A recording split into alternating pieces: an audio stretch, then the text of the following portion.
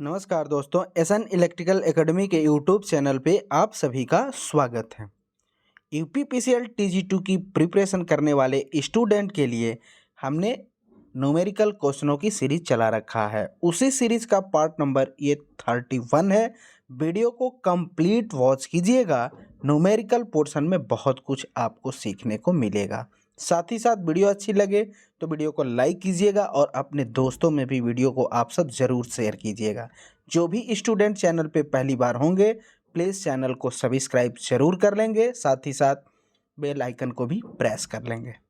तो चलिए प्यारे साथियों, आज के क्वेश्चनों का आगाज़ किया जाए और ये आपके स्क्रीन पर है first number question. First number question में है कि एक 50 हर्ट्ज ज्यावक्रीय प्रवाह 0.02 वेबर एक ट्रांसफार्मर प्राथमिक में 55 मोड यानी 55 टर्न के साथ लिंक प्राथमिक में प्रेरित वोल्टेज का आरएमएस मान क्या होगा। प्राइमरी वाइंडिंग में जो इंड्यूस्ड ईएमएफ यानी वोल्टेज E1 होता है उसी को कैलकुलेट करना है। तो यहाँ पे ये जो मान दिया गया है 0.02 वेबर, ये फाई एम मतलब फ्लक्स का मैक्सिमम मान क्या है, ये जो है ये फ्रीक्वेंसी है और ये जो है एन यानी टर्न है। यहाँ पे जब हम आरएमएस के रूप में वोल्टेज का इक्वेशन लिखेंगे ट्रांसफार्मर में तो E equal to 4.44 phi max F into N. N जो है टर्न है, एफ जो है फ्रीक्वेंसी है और फाई एम जो है मैक्सिमम फ्लक्स घनत्व है। इसी मान ई का आरएमएस मान हमें कैलकुलेट करना है। आरएमएस के रूप में इक्वेशन भी होता है। तो equal to 4.44 into phi M का मान देखिए यहाँ पे दिया गया है 0.02 वेबर इंटू फ्रीक्वेंसी का मान यहाँ पे दिया है 50 हर्ट्ज इंटू टर्न का मान एन का मान जो है वो 55 दिया गया है। अब देखिए इसी का कैलकुलेशन करना है। यहाँ से हम पॉइंट हटाएंगे, 2 अंक के बाद है तो 2 जीरो नीचे बढ़ा देंगे। यहाँ से हटाएंगे तो नीचे में 2 जीरो बढ़ाएंगे 1 पर, क्योंकि 2 अंक के बाद दशमलव था। अब यहाँ से कैलकुलेशन 50 दूनी का 100, 2 से ये 2 मारा जाएगा। क्लियर। जब आप 444 में 55 से आप इंटू करेंगे तो जो ये इंटू आएगा वो 24 4 2 0 आ जाएगा। अपान में नीचे में देखिए यहाँ पे 100 है। अब क्या करेंगे, ये 0 से ये 0 मारा जाएगा और ये नीचे 10 बचा, भाग देंगे तो 1 अंक के बाद पॉइंट लग जाएगा, यानी 244.2 वोल्ट आएगा। ऑप्शन नंबर डी में दिया गया है 244.2 volt. Option number D correct answer हो जाएगा। अगला क्वेश्चन, अगला जो क्वेश्चन है 2 नंबर की एक 400 वोल्ट 50 हर्ट्ज 4 पोल 3 कला प्रेरण मोटर के घूर्णक पर इनपुट पावर 40 किलोवाट है। घूर्णक ईएमएफ प्रति मिनट 200 पूर्ण चक्र करता है तो स्लीप का मान ज्ञात कीजिए। स्लीप का मान कैलकुलेट करना है तो एक आप सबने फार्मूला पढ़ा होगा, रोटर फ्रीक्वेंसी स्लीप और स्टेटर फ्रीक्वेंसी के बीच रिलेशन में। तो rotor frequency equal to slip percent into stator frequency होता है, जिसे हम सप्लाई फ्रीक्वेंसी भी कहते हैं। अब यहाँ पे देखिए कह रहा है कि रोटर ईएमएफ प्रति मिनट 200 चक्कर लगाता है। इसका मतलब कि एफ आर रोटर की फ्रीक्वेंसी जो है वो 200/60 इतना दिया गया है, क्योंकि प्रति मिनट दिया गया है। इक्वल टू स्लीप परसेंट हटाने के लिए हम नीचे 100 कर देंगे, इनटू स्टेटर की फ्रीक्वेंसी कितनी है तो देखिए यहाँ पे 50 हर्ट्ज दिया गया है, तो ये 50 हर्ट्ज हो जाएगा। अब इसी का कैलकुलेशन हमें करना है। तो यहाँ से 50 दूनी का 100 हो जाएगा और ये 0 से ये 0 मारा जाएगा और 2 से 3 2 3 6 हो जाएगा, यानी एस का मान कितना आया 20/3।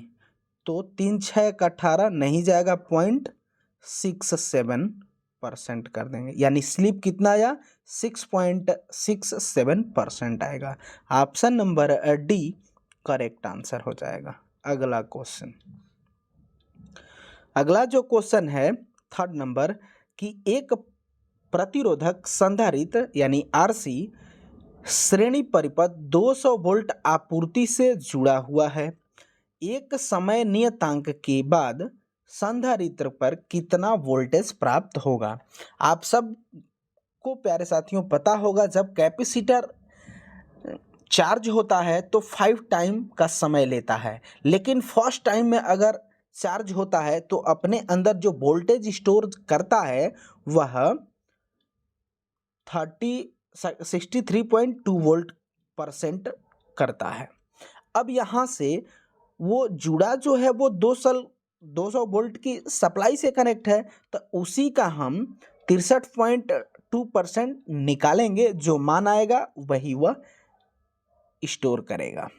तो यहाँ से 200 का 63.2% हम निकाल दें, क्योंकि फर्स्ट टाइम में जब चार्ज होगा तो इतना होगा।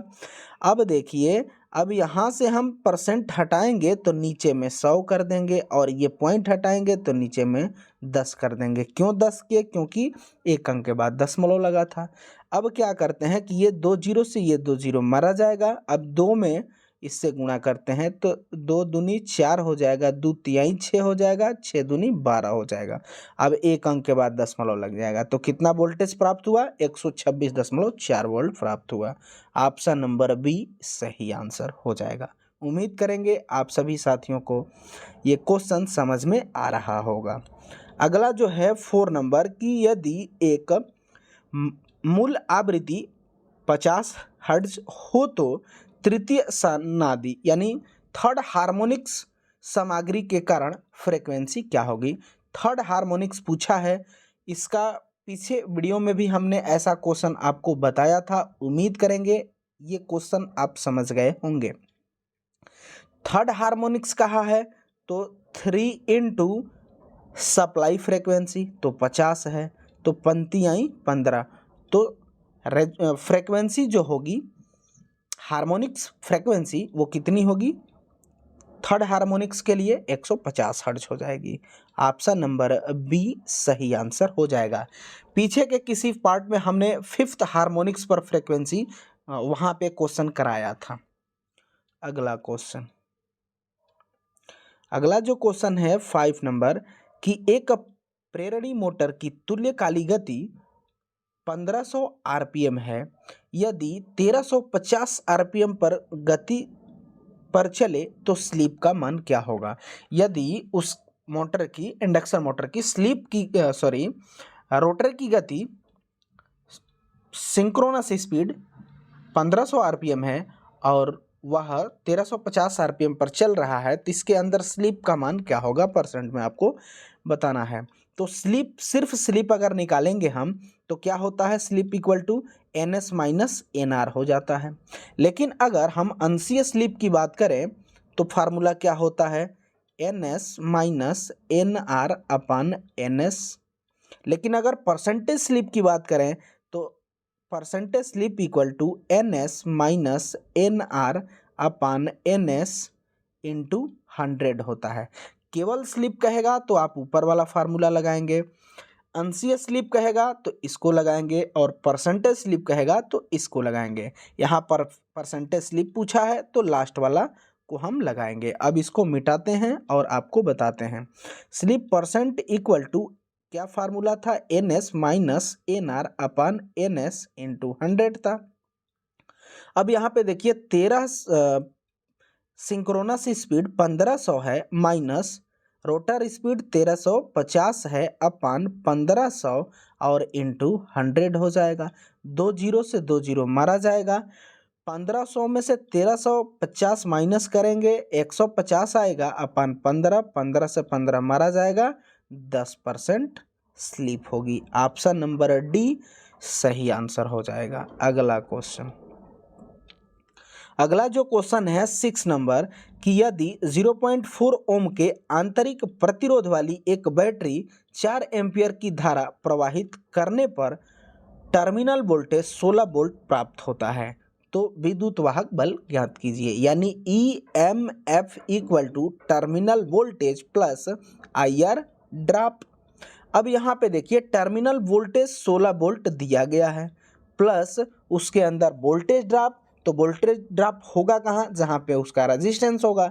तो उसका इंटरनल रेजिस्टेंस जो है वो 0.4 दिया है। तो 0.4 इंटू करेंट का मान यहाँ पे देखिए 4 दिया है एम्पियर। अब क्या करेंगे, 16 प्लस 4 से 4 में गुणा करेंगे तो ये 16 यहाँ पॉइंट लग जाएगा, यानी 1.6 आ जाएगा। अब इसको और इसको आप जोड़ दीजिए तो 16 और 1 17 और 0.6 वोल्ट, यही इसका EMF होगा, विद्युत वाहक बल होगा। यानी option number C 17.6 volt, option number C बिल्कुल करेक्ट आंसर हो जाएगा। अगला क्वेश्चन, अगला जो क्वेश्चन है 7 नंबर, यदि फ्यूज का धारा निर्धारित 10 एम्पियर है तो संलग्न फ्यूजिंग धारा क्या होगी।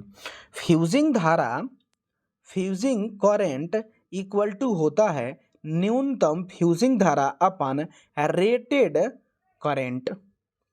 अब किसी भी फ्यूज की जो फ्यूजिंग करंट होती है वो हमेशा 1 से अधिक होती है। ऐसा क्यों? क्योंकि किसी भी फ्यूज की जो रेटेड मान होता है उससे जब अधिक करंट जब उस सर्किट से फ्लो होगी तो ही वह फ्यूज पिघलेगा। अर्थात किसी भी फ्यूज का फ्यूजिंग फैक्टर जो होता है सदैव 1 से अधिक होता है। फार्मूला हमने आपको बताया कि फ्यूजिंग फैक्टर इक्वल टू न्यूनतम fusing current upon rated current. अब ये 10 एम्पियर के लिए डिज़ाइन है तो ये किस पर इसका फ्यूज पिघल जाएगा, अर्थात 10 एम्पियर से ही जो थोड़ी सी करंट अधिक होगी तो पिघल जाएगा। तो ऑप्शन नंबर ए में देखिए दिया है 10 एम्पियर से अधिक पर ये फ्यूज पिघल जाएगा। ऑप्शन नंबर ए सही आंसर हो जाएगा। एक पूछा जाता है फ्यूज का HRC high rupturing capacity fuse, HRC fuse का फ्यूजिंग फैक्टर क्या होता है, इसको याद रखिएगा 1.11 होता है। इसके बाद किटकैट फ्यूज जिसको हम रिवाइवेबल फ्यूज भी कहते हैं उसका फ्यूजिंग फैक्टर 1.4 या 1.7 या 2 तक उसका फ्यूजिंग फैक्टर होता है। इन दोनों का फ्यूजिंग फैक्टर पूछा जाता है, आप जरूर याद रखिएगा। अगला क्वेश्चन, अगला जो क्वेश्चन है 8 नंबर में थोड़ा सा मिसप्रिंट नहीं, ये यहाँ पे टाइपिंग मिस्टेक है। यहाँ पे मान जो है वह 242 है mm, इसको याद रखिएगा 242 mm है इसका मान। अब यहाँ पे देखिए यदि 242 mm लंबे चालक पर 0.75 न्यूटन का बल और 640 मिली एम्पियर की धारा प्रवाहित हो रही है तो घनत्व लगभग क्या होगा। डेंसिटी पूछा है कि उसकी डेंसिटी क्या होगी। तब इसको क्वेश्चन को हल करते हैं। इस क्वेश्चन को हल करेंगे तो हम क्या कर सकते हैं, अब वो देखिए आप सब।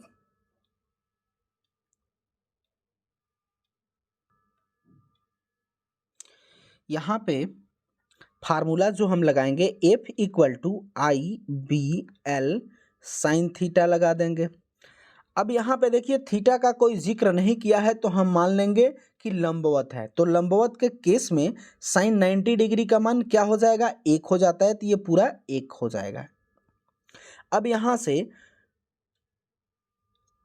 फोर्स का मान न्यूटन जो दिया है वो बल का F का मान है, तो यहाँ रखते हैं 0.75। ये पॉइंट जब हटाएंगे तो नीचे में 2 जीरो बढ़ा देंगे, क्यों, क्योंकि 2 अंक के बाद दशमलव था। इक्वल टू करंट का मान दिया गया है 640, तो 640 मिली एम्पियर है, इसको एम्पियर में चेंज करने के लिए हम 1000 से भाग दे देंगे। इनटू बी का मान हमें कैलकुलेट करना है और एल का मान देखिए यहाँ पे दिया है 242 मिलीमीटर दिया है, इसको मीटर में चेंज करने के लिए 1000 से भाग देंगे।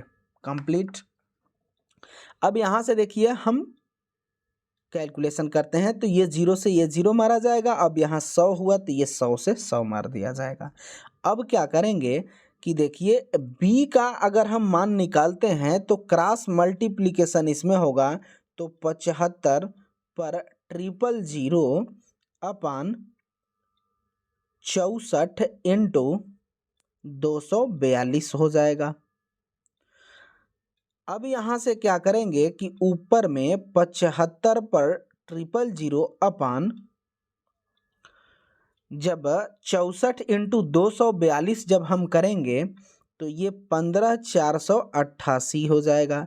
अब इसमें भाग दे देंगे तो ये आंसर जो आएगा 4.84 आएगा। ये हुआ।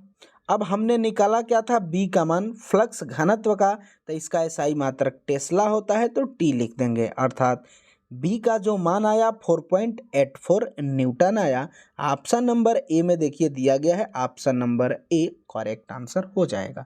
उम्मीद करेंगे आप सब प्यारे साथियों को ये क्वेश्चन अच्छे से समझ में आया होगा।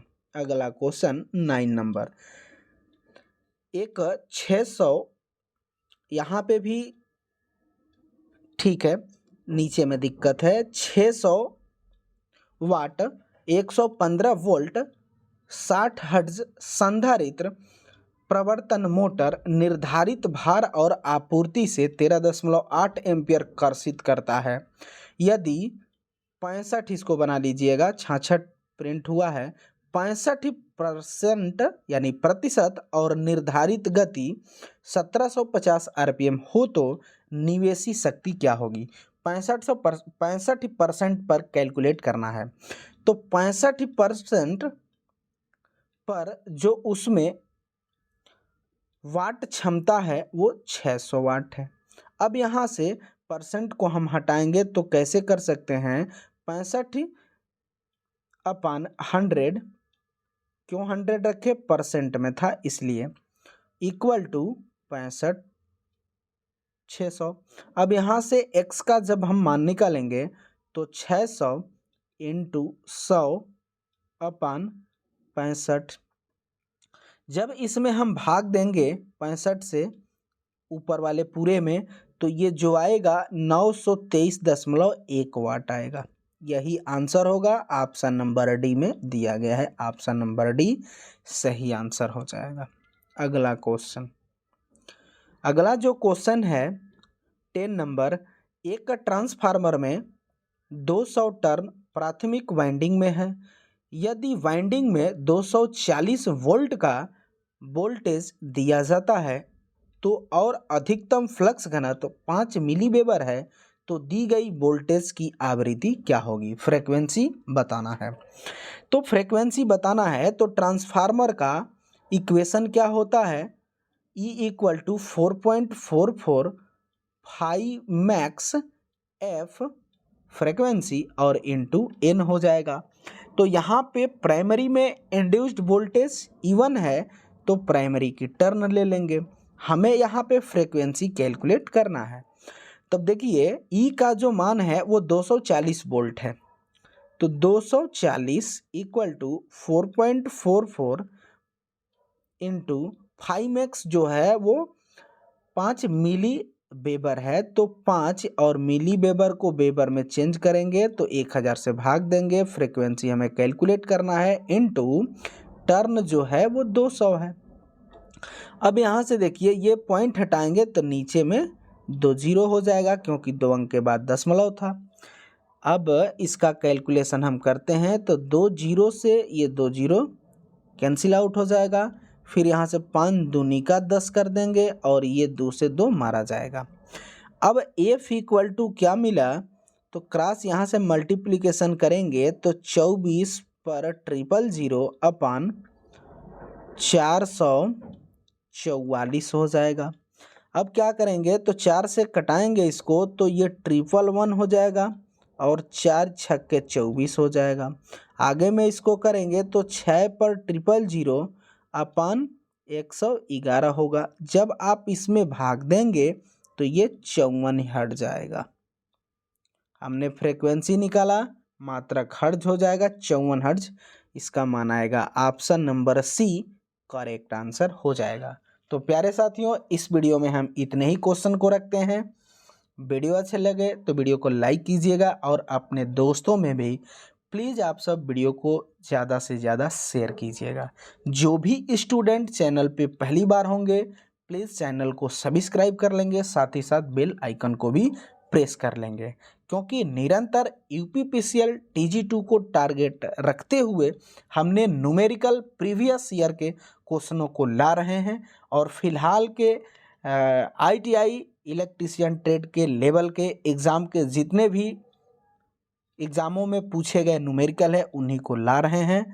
तो आपको यूपीपीसीएल TG2 की